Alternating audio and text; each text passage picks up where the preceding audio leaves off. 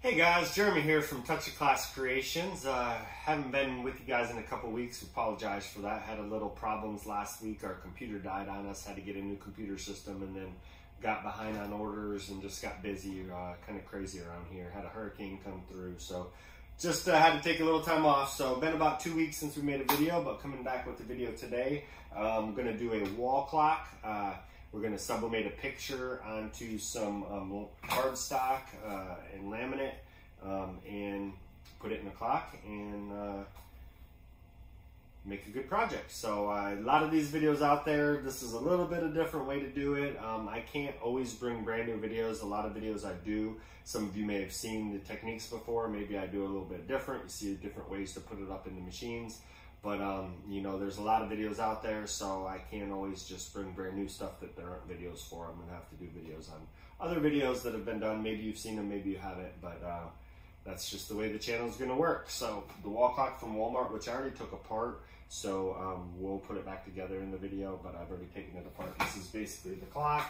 You've got to take some screws out of the back of it. This is what the face looks like. I've already taken off the numbers, but there was some screws around the clock all through here. You just take those out and that's it. So let's move over to the computer and get started with the design process. Okay, so now we're in Silhouette. We're going to go ahead and we're going to first create the template for the clock. Now I'm going to show you guys how to do that as well as if you'd like.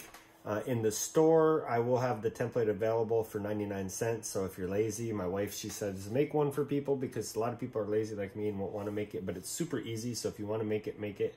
I'm going to show you how right now. So you're going to hit your shapes over here and you're going to grab the circle, hold down the shift key, and then drag out a little circle. If you hold down the shift key, it'll make it a perfect circle, as opposed to if you let go shift, it'll make it an ellipse, whatever size you want. If you hold down shift though, it'll always remain a perfect circle. So I'm just going to set one circle kind of big like that. And then I'm just going to set another one about that size. I let go of shift, so it wasn't a perfect circle, but that doesn't matter. So that's all I need is 2 circles. So also, guys, set your mat up as 8.5 by 11. It just makes it easier. So we're going to take our circle and we're going to set our size up here. We want it to be 7.750. You want to set that for both the height and the width, 7.750. Box 1, boom, that's how big it is. Now see, because it's sized, we'll just move it down so it fits within our boundaries here. Now actually, I'll go one step further even, guys, okay? So 7.750 is what you want that size. And if you go into your X coordinates and your Y coordinates, as you see right there, type in 0.390 for your X coordinate and 0.814 for your Y coordinate. And that's going to set your circle up right there perfectly where you need it. Now we're going to go to the small circle. We're going to set that at 0.375. That's for width and height. 0.375. That's for our little small inner circle. Make sure you don't do what I did. Make sure you highlight it so you can clear all out. 0.375. Boom. That's the size of that circle now. Perfect. Now you can lock that in if you want. You can come back to the big one here. Oh, I've already got it locked in. So let's go back to the small one though. Now for the small one, if you go ahead into your X and Y coordinates, if you type 4.055 in your X coordinate, and 4.474 in your Y coordinate, that will set your little circle, boom, right into the middle. So there you have a perfect center. Now, for the numbers, we're going to come to our font and we're going to use, I like to use, and I don't know if this is a personal font I have or if it's one that came with the program, but it's called Script MT Bold. So that's what I'm going to use for my numbers. Scroll forever for it. Script MT Bold right here. I'm just going to drop off to the side and type out my numbers. We need a 12. We need a 6. We need a 3, oh, 3, and we need a 9. So I'm just gonna set my numbers there. That's the size, 72, the standard size it comes at. That's what I'm going to leave my sizing at. I'm gonna come to my color palette here, and I'm gonna make all of my numbers white.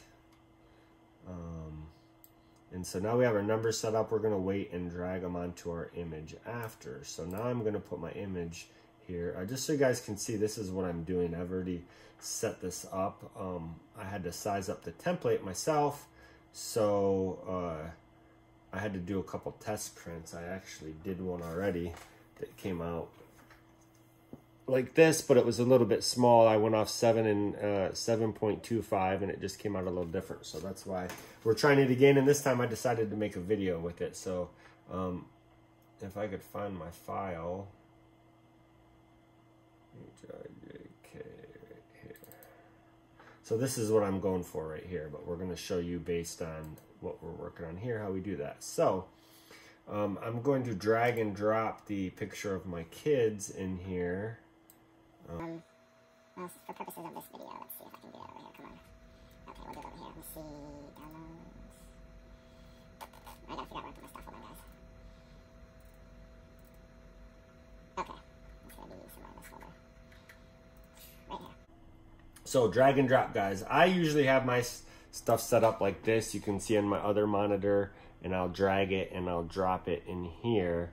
But I know a lot of you don't have dual monitor set up. So just for this purposes, if I can get this back over here again, I'm going to show you dragging and dropping. So to drag and drop the image, I'm going to take it from this file and I'm going to drop it directly in the template. See, if you take it from the file and put it directly in the template, it'll size it up right. If I set it up here, then I have to, if I drop it here, then I have to drag the image over and move it down and size it and send it to the back and fit it in how I want it. And you know, it's not hard, but it's a lot easier if I just grab my image like I did right here, and I can just drag and drop it. And you know, that'll work with just about any images. I don't even know what this is. There's a box. See, some of them might have to crop. If you're to drag and drop an image in and it doesn't size it how you want, guys, remember, always you can come over to here to your fill pattern, go into advanced options, and come into here into your scale, and you can move. Well, make sure this is selected. You can move in and out. So see how that cropped it? If I wanted to say get it here, pan the pattern around, you can do that. So you know, if you need to get it, if you need to make adjustments, if it doesn't drag it and drop it in perfectly how you want it, you know, you can do that. This one I would probably have to mess more if I was using with this image, because I'd have to get that to fit and I wouldn't want the other one below it. But I'm not using this image anyway, so that doesn't really matter. So we're going to go back to blank. I'm going to grab back my image here and drag it in. I hope I'm not going too fast for you guys. I try to keep these videos quicker. So anyways, there's my image. That's how I want it. Probably could have made it bigger, how it drug it in, but I like having the kids fully in there. So then I'm going to take my 12, and you see right here as I'm lining up, you see the blue line in the circle in the center, the little red circle right here. This new silhouette 4 helps you guide this stuff. So I'm going to know, boom, right there, that 12, I want it right about the edge, and I want it right in the center of that circle right there. My 3, I want it in the center of the circle, right on the edge. 6, center of the circle, right on edge. And 9, same thing, center of circle, right on edge. And about there. So that's it, guys. So we got 12, 3, 6, 9. After that, once you got it all set up, you would want to go to your print and go ahead. I would be printing it to, oh, actually, time out. The last thing you want to do first is go ahead, and if you're going to do it the way I do it, and you're sublimating it onto cardstock, you're going to want to mirror your image. If you're not sublimating, if you're just printing it on paper or printing it on glossy photo paper and you're not sublimating anyhow, then you don't need to mirror it. But in my case, I would be mirroring it because I would have to print it out. Now I have already printed it out, ready to go, so we don't have to go through that step, but you know, you'd go to your next step, which is to print it out. So go ahead and do your print. Once it goes to your print preview, you know, make sure it's how you want it within your boundaries, and you shouldn't need to do print and cut, because if you're sublimating it, you'll see how that goes, but there's no reason to cut out the image. So if you're doing it another way and you need to set up print and cut, you can, I think. I'm not sure. I believe this template will fit in print and cut, but I don't know if with the registration marks, if it will for sure, or if you want to adjust them. But I'm not using print and cut, so that's a different story. I guess if you are using print and cut and you have questions, let me know. But this is how I'm doing it. So let's go to the next step, which is going to be applying the laminate to the cardstock. All right, guys, so for the next part of the video, we're going to go ahead and take our laminate sheet and our cardstock, and we're going to press the laminate sheet into the cardstock. So I'm just going to take my cardstock here and lay it down on my butcher paper. Take my laminate sheet and put the shiny side up, not the matted side, but the shiny side. You're going to place that up. And since the sheet is obviously a bit bigger than the cardstock, just make sure it's over. Now when you're done, I'm going to let you know it's probably going to stick to the butcher paper. I had to kind of rip it off the other day, so you could trim this in advance, but the laminate tends to shrink a little bit, so I'm not going to trim it in advance. I'm just going to probably waste the laminate sheet and a piece of butcher paper. So we're going to put this at $395 for 20 seconds. 385 to 400 at 20 seconds really doesn't matter. I usually do 395. Just have always done that on this press. I'm comfortable with it. I know the colors come out good. Have done it as low as 385. That works as well too. So here we go. 395 for 20 seconds. And I have it on medium firm pressure. Basically medium, like if you did your paper test and your paper won't slide out for your pressure on your heat press, that's what I would do it at. All right, so 20 seconds, it's gonna come out. And I had my timer set for 60, so I was just watching for 20 seconds. So that is going to now be stuck. It's going to be hot. Let me see.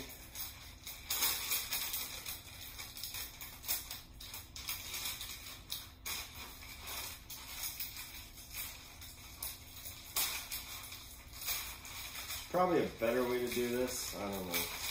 This is only my second time doing this, so we're trying to get Christmas stuff going, and my wife really wants to do clocks this Christmas, so she wanted me to go ahead and start making one. So I'm just going to animal it apart, as you see here. So basically though, you just need to get your butcher paper separated away. If you want to trim your laminate before, like I said, you can, but the laminate does tend to shrink a little bit when you put it on things, when it gets under the heat. So knowing that, it shouldn't matter because we're about to run this through the cutter now and cut the template design out of the laminate paper before we put the design onto the laminate. So we're going to go to that process next. So stay tuned.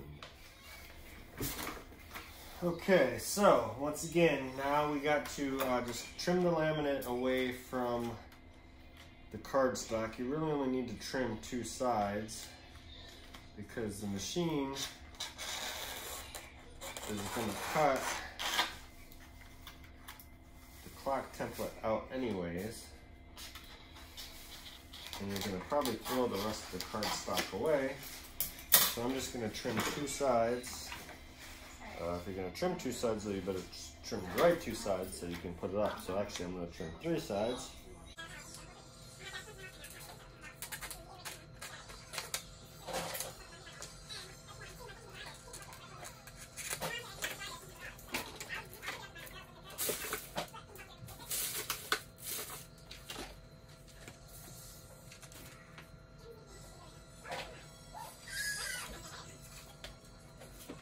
Alright, so now we got it cut. We're going to put it through the machine real quick now.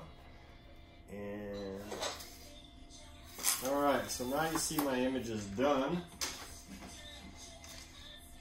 I'll save that. Sometimes you never know, you can use some little scrap pieces. You're going to pop out your little hole in the center here.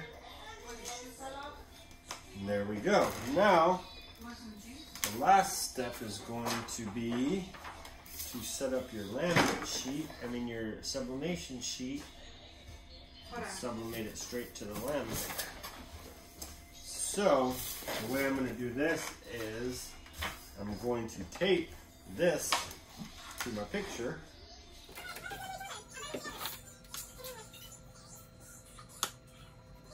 I'm going to put like maybe 5 or 6 pieces of tape, so I've got it good all the way around.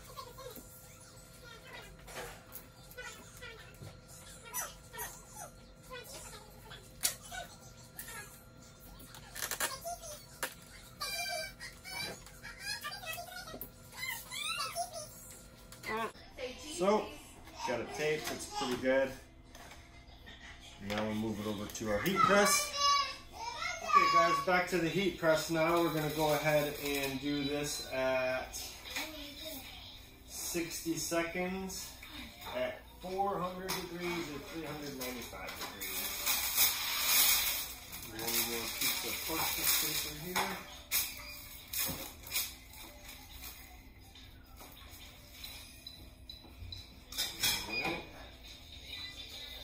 Back after 60 seconds. All right. 60 seconds are up. Okay.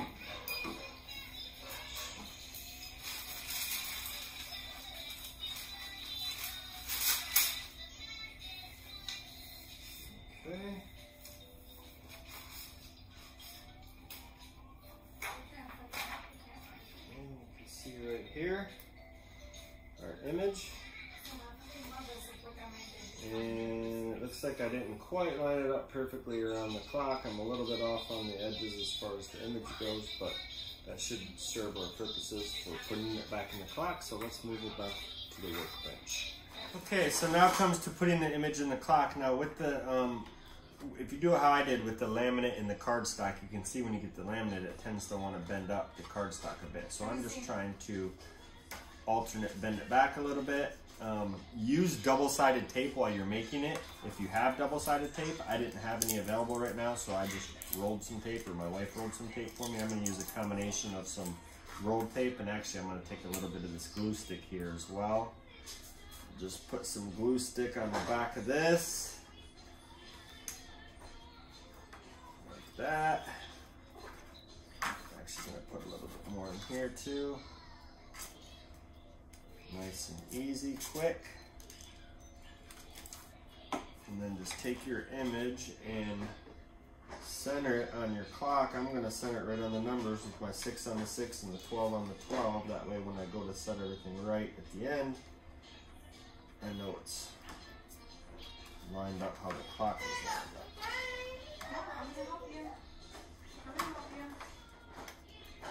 Make sure you get it nice and firmly pressed in here.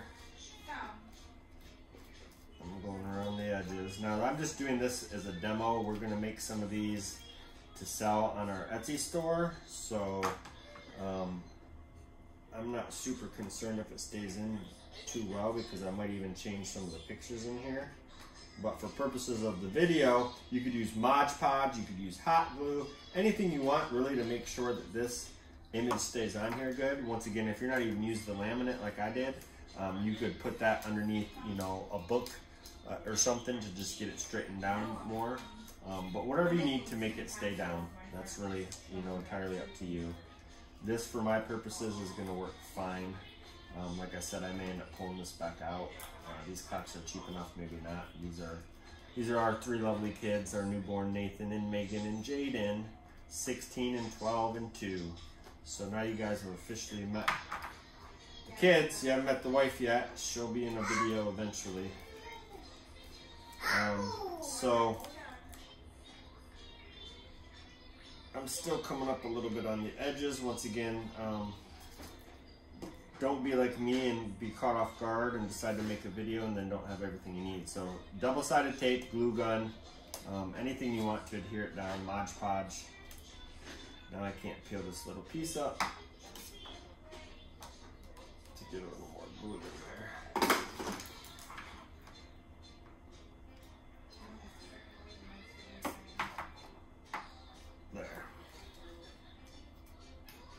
Okay, so now we're going to go ahead and the final part of this would be putting in our clock pieces. So earlier when I took it apart, you have your you have 6 screws, and you have your second hand, your minute, and your hour. So the hour hand is going to go in last, or first in this case. It was the last one to come off. And you have to push it down, man. It just fits on there. And then our second hand, they go tight back in here. And then you're going to put on your second hand. After the minute hand, that's going to pop right in the center. Alright. And you should be able to see when you move this around. It's going to start moving your hours. The second hand, once we put the battery in, the second hand should go right. So we know the clock is working right. I'm pretty sure the minute, the second hand is in there good. As that goes around, you can see the minute hand moving. So those are good. We're going to take our 6 screws, which are all right there. All right, guys, so here you go. Once again, it's peeling up a little bit, but if you use some hot glue, some double-sided tape, some better stickiness, the image will definitely stay down fine. So that's making your Wal Mart clock. That was using laminate and cardstock. You can use photo paper, you can use glitter cardstock, you can use a million different things, but that's the basic premise of doing it. I show you guys how to make the template. So you can make the template on your own if you want. You can also buy it from my store. The link will be below. Please like, subscribe, like the video if you liked it, subscribe to the channel, hit the bell for notifications to know anytime we have new videos coming out. And stay tuned for more great stuff. We'll try and get back on a weekly video track, a couple videos a week. Said I had a little snafu this past week. Computer system go down and a hurricane came through. So we had a little bit of excitement and just had to get caught up on some stuff. So plan to keep coming back with a lot more. Stay tuned. Subscribe, like, share the video if you like. Let people know about the channel. And let's keep making some great stuff, guys. Thanks for watching and come back for more.